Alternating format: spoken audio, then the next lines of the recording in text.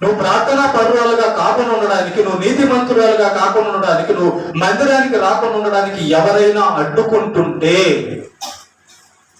వాళ్ళనే భక్తిహీనులు అంటారు. దేవుని కార్యాన్ని అడ్డుకునేది ఎవరు? సాతాను. దేవుడి కార్యాలకు విరోధి ఎవరు? సాతాను. కనుక భక్తిహీనులు నన్ను పట్టుకొనుటకై ఉరివడ్డిరి. ఇదిగో ఈ లోకంలో ఉన్న వాళ్ళల్లో నువ్వు గమనించు, ఆ బయట నిలబడి యేసు ప్రభు గురించి సువార్త చేసేవాడిని కనబడుతున్నాడా? లేదా బయట గాలికి తిరిగే వాళ్ళు కనబడుతున్నారా? అబద్ధికులు, మోసగాళ్ళు, తాగుబోతులు, వ్యభిచారులు, దొంగలు, స్వార్థపరులు, జనాన్ని మోసం చేసే వాళ్ళు కనబడుతున్నారా? బయట అంతా బయట దేవుని ప్రేమ లేని ప్రతివాడు, దేవుని నీతి లేని ప్రతివాడు, దేవుని పవిత్రత లేని ప్రతివాడు భక్తిహీనుడే. వారి వలన సాతాను మనల్ని పట్టుకోవడానికి ట్రై చేస్తాడంట. అందుకే కొన్నిసార్లు అంటుంటారు, అమ్మా మందిరానికి ఎందుకు రాలేదంటే భక్తిహీనుడు అడ్డుకున్నాడు ఇంట్లో. భక్తిహీనుల పని, సాతాను భక్తిహీనుల లోపల ఉండి చేపించే పని మందిరానికి, దేవుని దగ్గరకు వచ్చే వాళ్ళను చెడగొట్టడం, నింద మోపడం, నేరస్తుడుగా చేయడం, నింద మోపడం. వాళ్ళే అంటారు మళ్ళా, చాలేవయ్యా, నిన్న ఆదివారం మాతో మందు తాగడానికి వచ్చి ఇప్పుడు చర్చికి వెళ్తా, మందు తాగడం రమ్మని చెప్పి పిలిచింది ఎవరు? వాళ్ళే. ఇవి పోయిన వారం ఏమో రారా, వచ్చే వారం వచ్చలే అన్నారు ఆంధ్రేయతో. పోయిన వారం ఏమన్నారు? వచ్చే వారం పోవచ్చులేపా అన్నారు. వెళ్ళి తాగిపించారు. ఈయన కూడా వెళ్ళి తాగాడు, ఎందుకు కూడా తప్పే. మళ్ళీ ఇంకొక వారం వచ్చేసరికి ఒకవేళ నేను అడిగాడు అనుకో, నేను చర్చికి వెళ్తున్నానంటే, చాలే పెద్ద నీతిమంతుడు, నేను పోయిన వారం ముందు తాగావుగా అంటారు. మనం చూసారా, నేరం చేపించి నిందేయడం. తాగుబడుతుడు, నీకు మందిరం కావాలా, దేవుడు కావాలా, ఇంకో ఈ వారం కూడా తాగదాం అంటారు. నేరం చేపించి నింద వేయడం.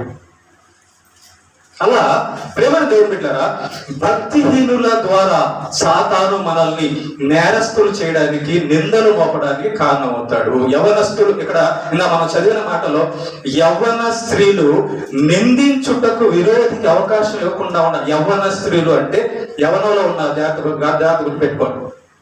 మీకు ఎలా నిందలు తెస్తాడు సాతాను, మిమ్మల్ని ఎలా నేరస్తులు, యవ్వనస్తులు అందరినీ చూడండి, ఎవడో ఒకడు వాళ్ళలో పడతాడు. ఆ గాలికి పోయి తిరిగేవాడు ఒకడు ఉంటాడు. అమ్మా నాన్న భయభక్తులు, దేవుడు భయము లేనివాడు ఒకడు తిరుగుతుంటాడు. ఆ గాలి వాడి పని అదే. ఏం పని? వాడిని సాతాను ఆ రోడ్డు మీద ఎందుకు పెడతాడు తెలుసా? రే, అది ఆ చర్చికి పోయి అమ్మాయి, ఒక అమ్మాయి ఉంది, అమ్మాయిని ఎలాగైనా పడగొట్టు. ఆ చర్చికి వెళ్ళి ఒక అబ్బాయి ఉన్నాడు, ఎలాగైనా పడగొట్టు. వాడి పని అది. ఈ యొక్క భక్తిహీనుల పని అదే. భక్తిహీనుడు ఎప్పుడు దేవుని కార్యములను, దేవుని బిడ్డలను చెడగొట్టుటకు సాతాను చేత ఏర్పరచబడినవాడు. నువ్వు భక్తిహీనుడిని చూసినప్పుడు జాగ్రత్త, బుద్ధి కలిగి ఉండు అంటున్నాడు దేవుడు. ఎందుకంటే వాడిని పడగొడతాడు, వాడిని మోసం చేస్తాడు. అందరూ మోసకరము అని బైబిల్లో రాసి ఉంది కదా. ఈ అబ్బాయి ఏమో ఒక భక్తిహీనురాలైన అమ్మాయిని చూసి అబ్బా ఎంత అందంగా ఉందో అనుకుంటాడు. ఆమె ఏం చేస్తుంది?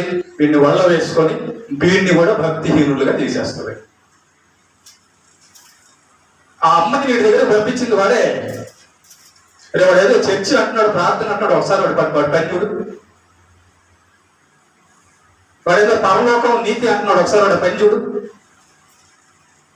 సాతాను యొక్క డ్యూటీ భూమి మీద భక్తిహీనుల ద్వారా దేవుని బిడ్డలను పడగొట్టడమే, నేరం చేసి నిందలు తేయడమే. మనం చూడండి, ప్రవీణ్ పగడాల గారి విషయంలో ఆయన ఎంత మంచి పాస్టరు, ఎంత దైవజనుడు, తాగుబోతుగా చిత్రీకరిస్తున్నారు. చూసారా? తాగుబోతుగా చిత్రీకరిస్తున్నారు. అంటే నేరము మోపి నిందలు వేసి భక్తిలోకి ఉండకుండా దేవునికి దూరం చేసే పనులు అన్నమాట. నిజంగా ఆ పాస్టర్ గారు తాగుబోతు అని నమ్మినోడు ఇక దేవుడి వాక్యాన్ని అనుసరిస్తాడు. నిందలు మోపి నేరస్తులను చేసి దేవుడికి దూరం చేయడం అన్నమాట. ఇలాగా భక్తి జీవితంలో ఎన్నో ఉన్నాయి, జాగ్రత్త అంటున్నాడు.